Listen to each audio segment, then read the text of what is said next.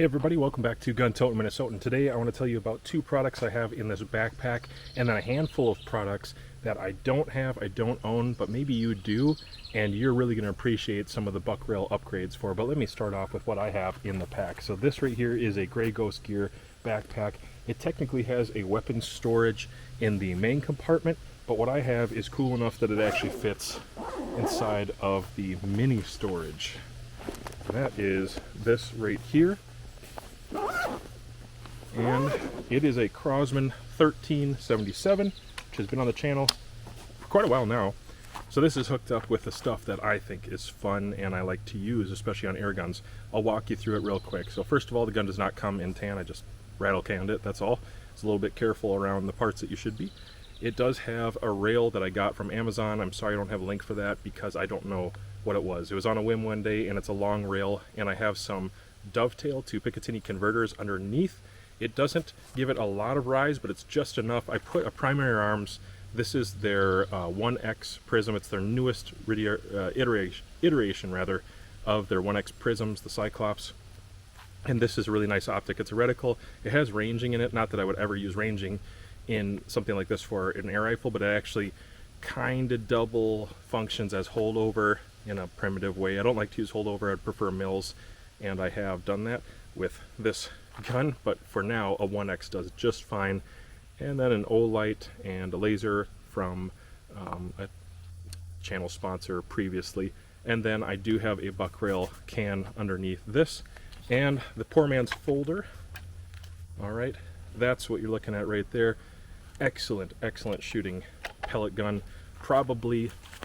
It's probably one of the tightest that I own, out to like 30 yards. This thing can shoot. It just flat out shoots so tight. If you do not have a 1377 and you haven't buck railed it like I have here, you need to.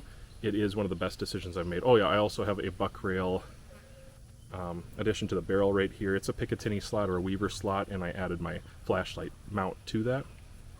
Buck rail does make a few additional pieces, like the can itself is actually connected to the converter, the adapter, so that I can put the can on there.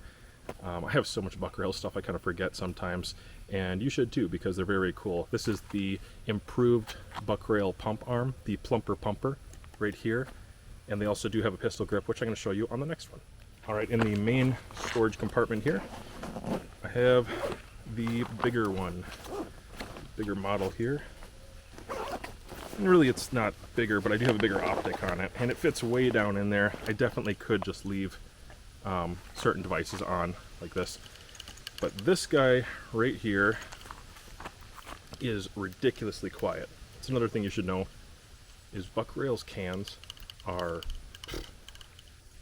if they're not the best, they are tied for the best.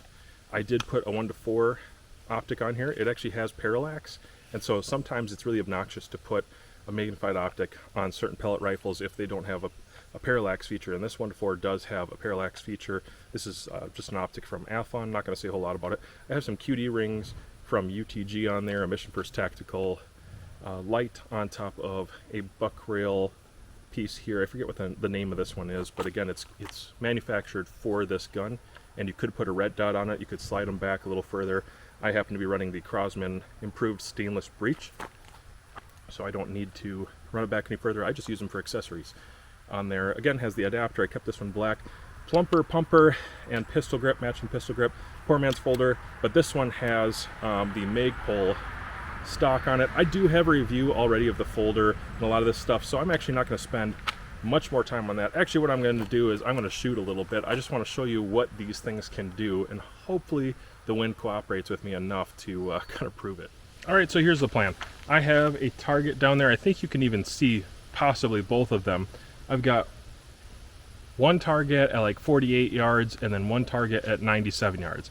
I thought it was 100. Then when I put a laser on it, it was 97. So close enough, almost 100 yards. So those two targets right there, 47, 48-ish, and 97 to 98, somewhere in there.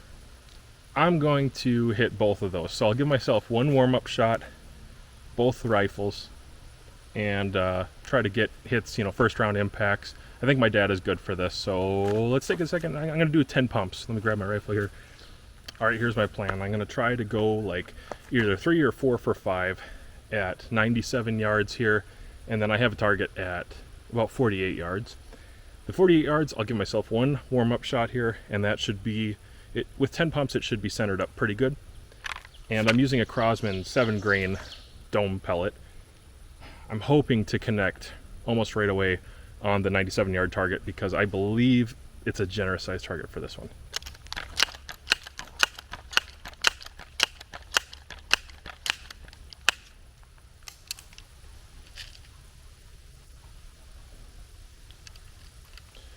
First up, go for that 48-yard target. Should be no problem.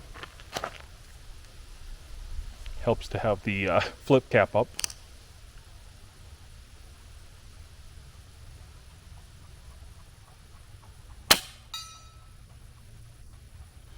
All right, not too bad.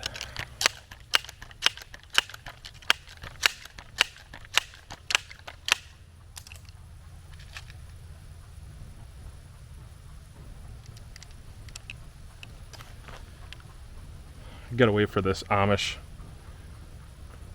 guy tracking by with some steel wheels. Give me a second so you can hear the actual target. All right, now for 97 yards.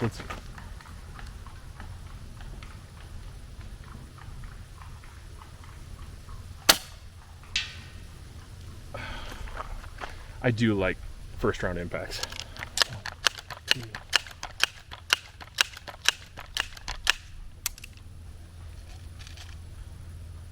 These are not the preferred pellet for my rifle, but I have a lot of them sitting around, and they'll do just fine for this.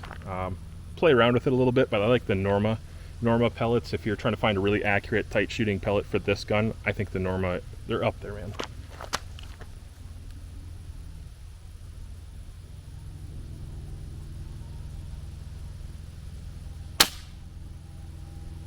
Ooh, that was a miss.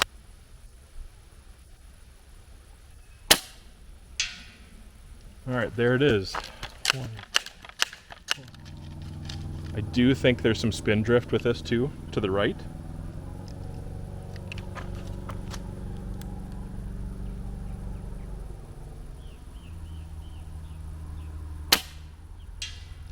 Yep. That was to the left. Pretty much no wind, so it's not to the right. I think it's to the left, actually.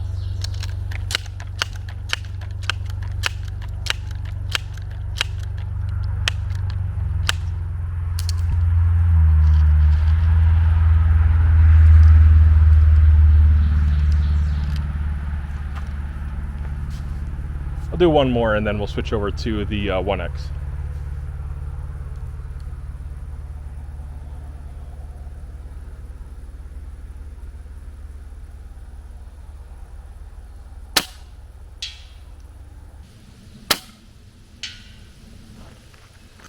I think I could probably consistently connect on the same target I'm shooting right now on a windless day. I could probably use this out to 150 and have real consistent success on that target. If I increase the size of the target, I would do better. See what the 1X can do. All right, next on to the 1X with the primary arms on there. I think 48 yards and 97 yards is plenty far for a 1X on these size targets, so we'll see how that goes. 6 pumps, not 10 pumps this time.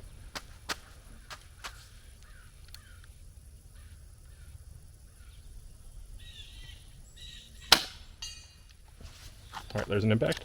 1, 2, 3, 4, 5, 6 pumps at 97 yards, 98 yards.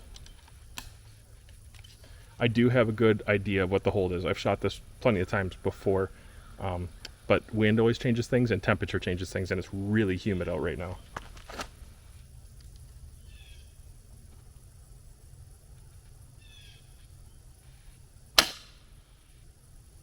Okay, see, I don't know where I missed.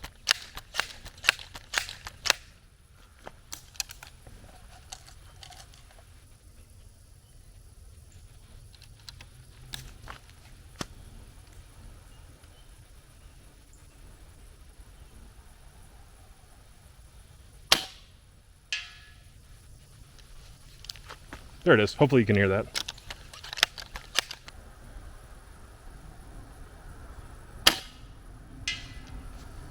should be hitting it like that every single time.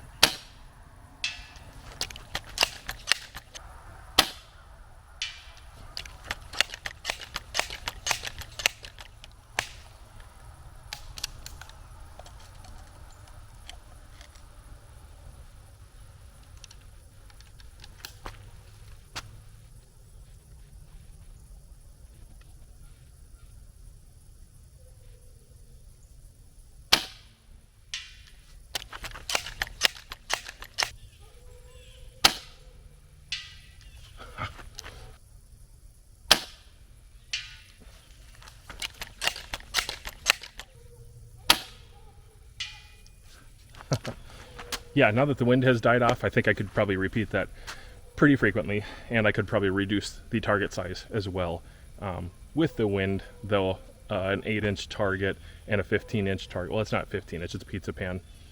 So it is that, maybe a 12-inch target now. That size, whatever it is, a small pizza, those two targets at 100 yards-ish, at 50 yards-ish, no problems at all. If you just want to use these to plank, which is what I do, I hunt really close up, like 10-15 yards, maybe 25 yards at times on birds or squirrels, chipmunks, that kind of thing. But then at 50, 60, 80, 100 yards, I'm pretty much just doing target practice and putting holes in paper or clinking on targets like that. And this with a 1X still can do it, but buck rail made it possible. Just everything that's on here. I really couldn't do it if I didn't have the buck rail parts, and that's why I'm such a big advocate for them.